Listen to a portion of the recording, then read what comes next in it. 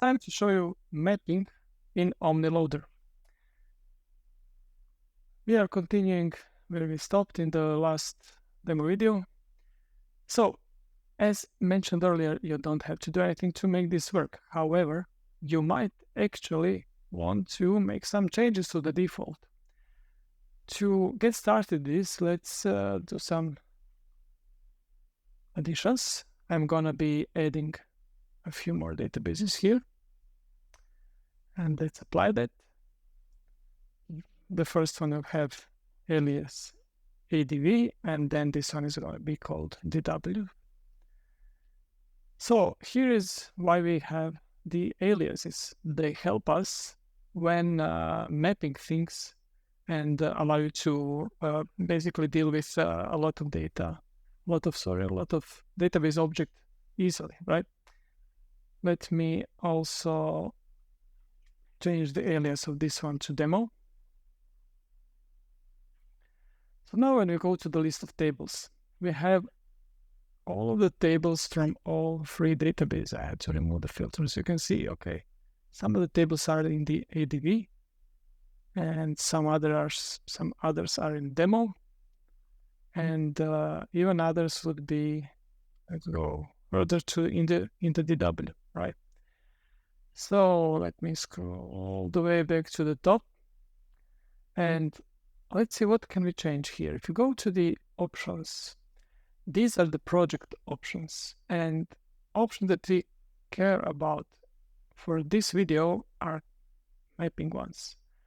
So let's say we want to change some schemas, right? So if you go back to the list of tables, you can see, oh yeah, okay, we have DBO, but then we also have human resources, person, and so on and so forth. Let's say we wanna move everything that's in the human resources schema in any of the source databases to end up in an HR schema in the target database. How would we do that? We'll go to mapping and adjust schemas in a source equals target rule. So let's do human resources equals HR. Now if we go back to the list of tables, immediately, with no need to do some separate mapping step or something, you can see that everything stayed the same. So DBO is mapped to the default public schema in the Postgres, but human resources suddenly became HR. Now this is all nice and interesting, but what we want to do something more specific, like what if we want to have a source database name as schema, right? What would we do?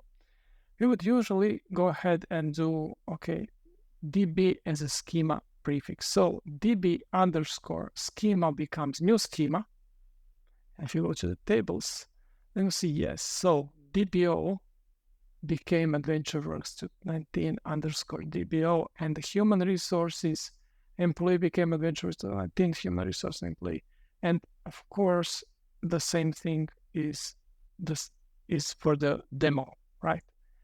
So, but we might want to have things a bit different, right? So why do we have these aliases?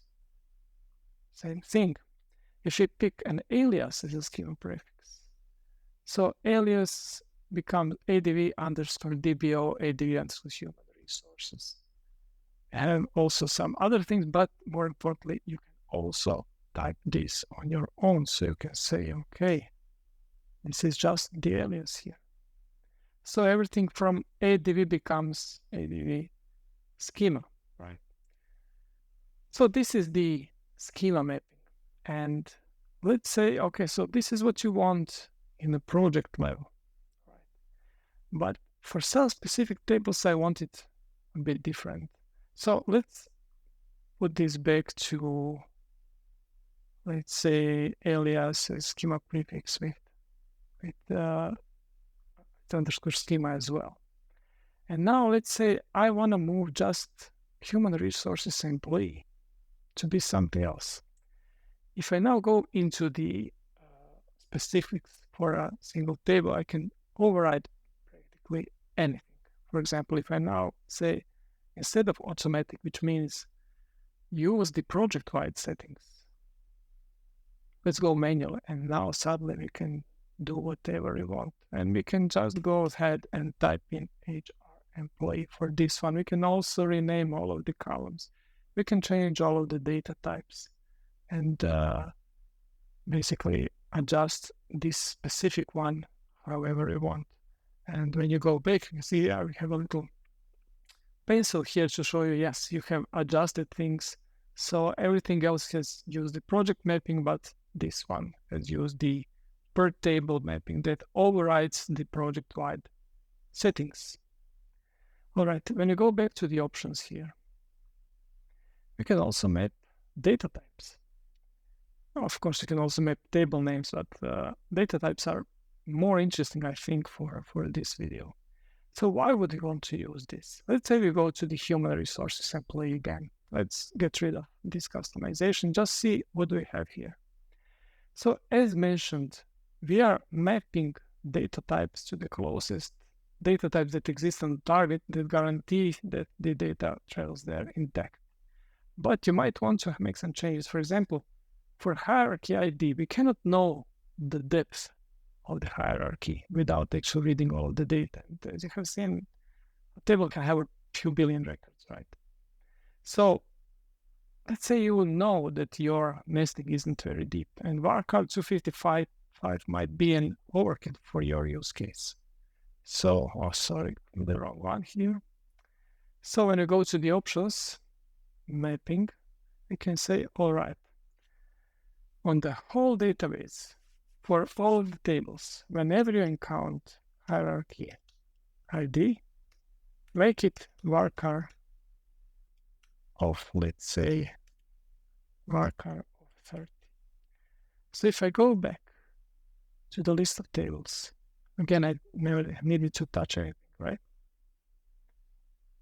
Hierarchy ID became varchar 30. And you can do this on all of the tables at once. Some other customizations, you can specify your own var expression if you want to filter things, and you can preview the changes that you have done and see exactly what are we going to be creating on the target database.